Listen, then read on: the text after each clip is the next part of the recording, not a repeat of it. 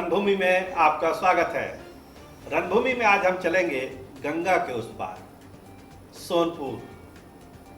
पशुओं का सबसे बड़ा मेला लगता है दुनिया में और उस नाम से सोनपुर को जाना जाता है। लेकिन अभी सोनपुर के रणभूमि में क्या हो रहा है? चुनाव लड़ने वाले उम्मीदवारों का मेला लगा हुआ है। भीड़ लगी हुई है उम्मीदवारों की कि हम लड़ेंगे, भीड़ लगी हुई है। लेकिन सोनपुर का जो इतिहास रहा है वो यह है कि वहाँ लड़ाई आमने सामने ही होती है। तीसरा जो उम्मीदवार होता है बहुत ज़्यादा वहाँ प्रभावी नहीं रहा है। अभी तक का इतिहास मोटे तौर पर यही कहता है सोनपुर का। 2010 में अचानक ये सीट चर्चा में इसलिए आई कि वहाँ से राबड़ी देवी को शिकस्त दी गई। 20,000 वोटों से राबड़ी देवी वहाँ चुनाव हार गई और वहाँ उनको शिकस्त दी विनय सिंह, भाजपा के उम्मीदवार थे। और काफ़ी चर्चा हुई कि भाई राबड़ी देवी चुनाव हार गई सोनपुर से। अपने आप में बड़ी बात थी उस समय। यादव बहुल इलाका, राजपूत बहुल इलाका, उसमें राबड़ी देवी का हार जाना दुनिया भर की, देश भर की मीडिया में सुर्खियों में। लेकिन वहाँ पर विनय कुमार की जीत हुई और राबड़ी देवी हार गई। 2015 में समीकरण कुछ बदले और वहाँ पर विनय सिंह इस बार हार गए और हारे ही नहीं, काफ़ी बड़े अंतर से चुनाव हार गए। और वहाँ पे राजद के रामानुज प्रसाद चुनाव जीते 36,000 वोटों से। बहुत बड़ा अंतर था।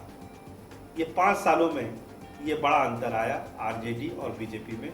और सोनपुर के अभी मौजूदा विधायक आरजेडी के रामानुज प्रसाद हैं। तो 2020 में अब क्या होने वाला है सोनपुर में, इसकी चर्चा सोनपुर में हर जगह है कि इस बार क्या होगा। क्या इस बार फिर फेरबदल हो जाएगा? एक बार आरजेडी, एक बार बीजेपी, एक बार बीजेपी, एक बार आरजेडी, इस तरह का कुछ खेल होगा क्या सोनपुर में? तो ये जानने से पहले हम ये जानेंगे कि दावेदार, जो मजबूत दावेदार हैं वो हैं कौन सोनपुर। तो पहले भाजपा की तरफ चलते हैं। सीट भाजपा की है इसलिए भाजपा में ही दावेदारी ज़्यादा है। लेकिन 2 बड़े चेहरे भाजपा के इस समय सोनपुर के रणभूमि में जी जान लगाए हुए हैं। पहला विनय सिंह, जो वहाँ से चुनाव लड़ते रहे हैं, जीते भी हैं 2010 में, जैसा कि मैंने आपको पहले बताया। और दूसरे उम्मीदवार हैं ओम कुमार सिंह। अधिवक्ता हैं, सोशल लोग हैं, लोगों से मिलते जुलते हैं और काफ़ी मेहनत कर रहे हैं। कोरोना काल में भी उनका काम सोनपुर के इलाके में काफ़ी सराहा गया।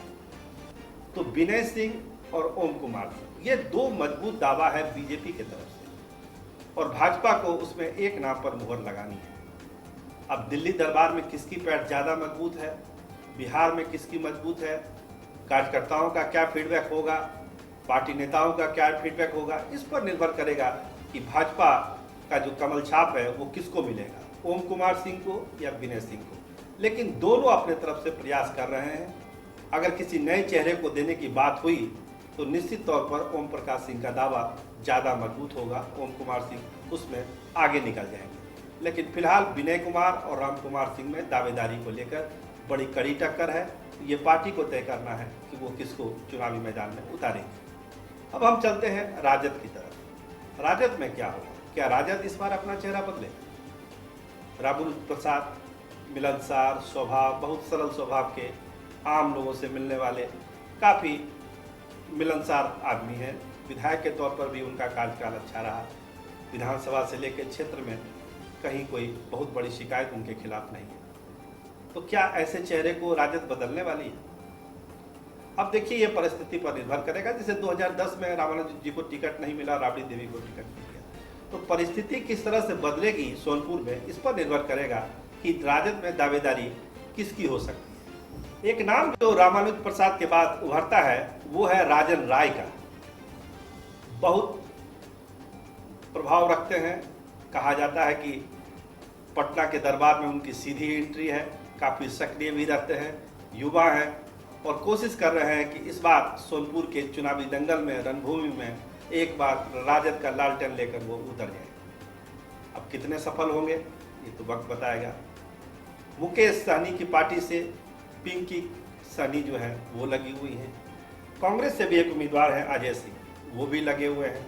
और आरजेडी से भी एक नाम है रमेश यादव। मतलब आरजेडी से 3 लोग लगे हुए हैं। रामानुज प्रसाद तो विधायक हैं ही मौजूदा, राजन राय और तीसरा नाम है रमेश यादव। मुकेश सहनी के पार्टी से पिंकी सहनी और कांग्रेस से अजय सिंह। ये 5 लोग जो है मोटे तौर पर जो है महागठबंधन खेमे से सोनपुर का चुनाव लड़ना चाहते हैं। अब ये सीट आरजेडी की है तो स्वाभाविक है, आरजेडी का पहला दावा है। और आरजेडी में जो 3 नाम हमने बताया उसमें 2 नाम ज़्यादा महत्वपूर्ण, रामानुज प्रसाद और राजन राय का। आरजेडी को फैसला करना है कि इन तीनों में से किसको वो चुनावी मैदान में उतारती है। अगर सीट की अदला बदली होती है, वो वीआईपी पार्टी को जाती है, कांग्रेस की तरफ जाती है, तो मैंने आपको बताया कि पिंकी सहनी और अजय सिंह ये 2 नाम हैं जिस पर चर्चा चल रही है कि अगर इस तरह से कोई फेरबदल होता है तालमेल में, तो फिर इस तरह के सीट में हो सकता है उम्मीदवारों का नाम आ सकता है। लेकिन जो आम चर्चा है वो ये है कि वो सीट राजद छोड़ने वाली नहीं है। सोनपुर उसकी परंपरागत सीट है। लालू यादव भी यहाँ से विधायक रह चुके हैं, लालू यादव भी यहाँ से चुनाव जीते हैं, इसलिए लगता नहीं है कि ये सीट दूसरे किसी घटक दल को जाएगी। राजद ही यहाँ पर मुख्य तौर पर चुनाव लड़ते आया है और लड़ेगा भी, और वो मौजूदा सीट भी राजद की है, इसलिए राजद ही वहाँ से चुनाव लड़ने की संभावना ज़्यादा है। अब टिकट किसको दिया जाता है ये चर्चा का विषय है कि क्या राजद का नेतृत्व क्या फैसला लेता है। तो ये पता चलता है सोनपुर की रणभूमि में कि भाजपा से ओम कुमार सिंह और विनय सिंह और इधर रामानुज प्रसाद राजन राय के बीच जो है टिकटों का फैसला होने की ज़्यादा संभावना है। अब दोनों पार्टियों का आला कमान को तय करना है कि किसको वो रणभूमि में उतारती है, अपना कौन सा घोड़ा छोड़ती है सोनपुर के मैदान में। गंगा के उस पार होने वाली इस लड़ाई पर बहुत लोगों की नज़र रहती है, क्योंकि पटना से सटा हुआ इलाका है और पटना का भी काफ़ी प्रभाव सोनपुर पर पड़ता है। इसलिए सोनपुर की जो लड़ाई होती है माना जाता है कि वो पटना की ही लड़ाई है। गंगा के उस पार है जरूर सोनपुर, लेकिन पटना को ही लोग मान के चलते हैं कि एकदम पटना का ही ये सीट है, इसलिए ज़्यादा लोगों की नज़र इस पर रहती है। अब उसके चुनावी नतीजे पर और वहाँ के चुनावी जंग पर सब लोगों की नज़र रहेगी। रणभूमि में आज इतना ही। कैमरामैन राहुल राज के साथ मैं सरोज।